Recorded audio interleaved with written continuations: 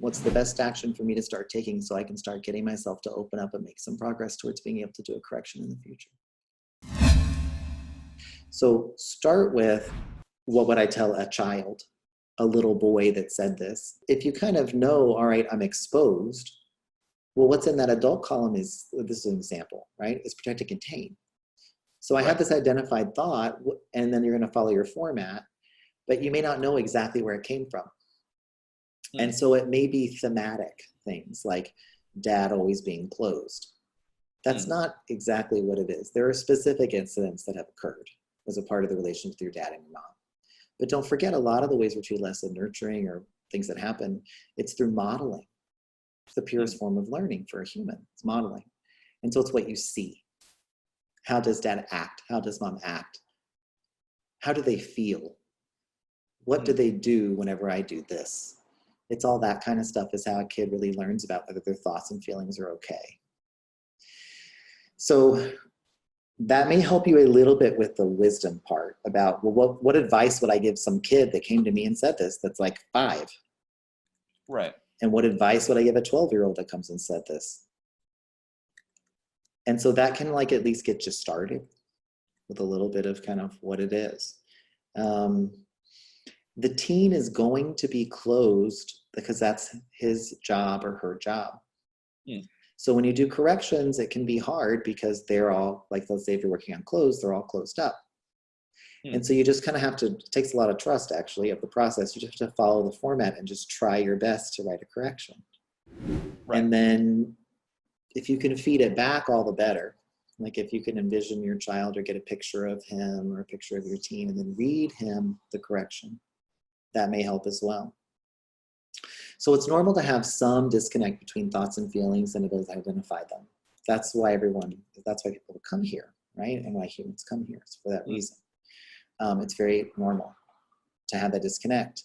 But what's cool is that you're noticing it and that you're noticing that there's like resistance almost like with your teen. So there's not like, I don't have a bunch of other things except for like writing your child a letter, writing your teen a letter, getting pictures of you as a teenager, starting to make sure you journal every day. Like it doesn't have to be like, dear diary, but it's like, you know, like this morning I feel grumpy. Oh, what part of me is grumpy? Oh, my teen doesn't want to fucking deal with goddamn thing today. That's what he just told me. And so that you write that down. And so you'll start to develop kind of relational patterns that you'll start to see, but you'll start to develop an actual relational pattern as well, like with that child or with that teen. And that's you kind of communing with them or kind of getting to know them. Over time, the teen starts to trust you, the adult, more. But you have to earn it. He's been managing the child this whole time. That's his job. And he doesn't want that job. And it's your job. So believe it or not, there are many clients that the teen is like angry with them.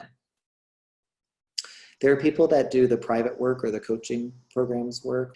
And then like the first correction we're going to do with them, I relax them and we bring in their teen and the teen like won't even talk to them or has their back turned to them. And some clients get upset by that. I'm like, this is normal. Try not to freak out. I know you paid me a shitload of money, but just bear with me. This is how this works. And so sometimes they don't want to engage. Why would he want to engage? He's had to do all this crap all this time. Right. And he doesn't trust you. It's not in his nature. So a mix of the journaling and checking in with the kids, getting some pictures of yourself, real photos of yourself at those ages and keeping them handy. And then when you do try to do a correction, don't bug out too much about the historical data piece. It's very important to fully move a block, but it's not required to move a block. It's just the level on this call that we're going to operate from, because that's how it's most effective. And then wisdom, just think, what would I say? And because you're not going to know exactly what to say. Sure.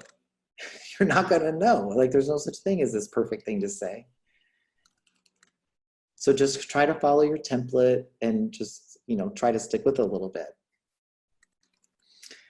And then the perfectionist piece you bring up I'm a massive perfectionist. I'm really quite closed off as a person.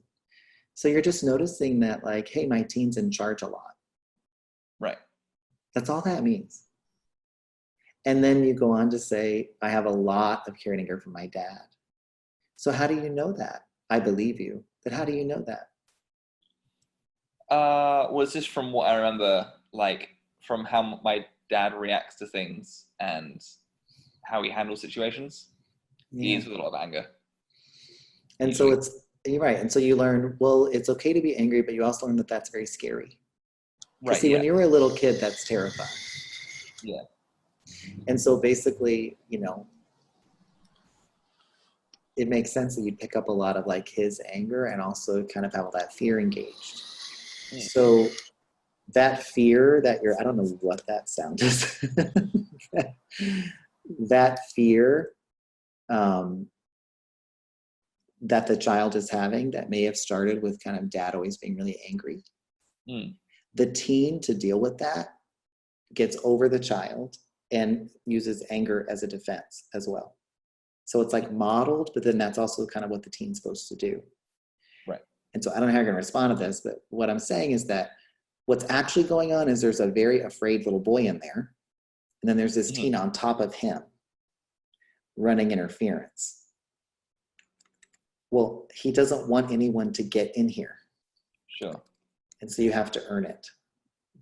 And this process will lead you to that, and you can use it to do it, but you have to earn it. And he's probably a bit of a tough customer. Yeah, he is. Yeah, I get it. I really do. My teen is the biggest bitch on earth. Like, it's crazy. He's so mean. So just like, it's bad. People really knew, I don't know what they would think, because he thinks crazy thoughts. And I'm like, okay. At this point in my work, I just laugh with him. Like, okay. It's funny to me now. Like, he's just kind of crazy about stuff, and I laugh and he laughs, and that's about it. But you have to understand there were probably 9 years of hardcore corrections that I did. And I got a lot of relief after a year. I'm just telling you, like, it just depends on where you are, how you're made, how scary things were, how much of your needs were met or they weren't. And some of us develop a really big team. And you just have a big team. So continue to be curious about him. And find out what he's thinking and what he's saying and write it down. And that'll start to build that relationship a little bit better.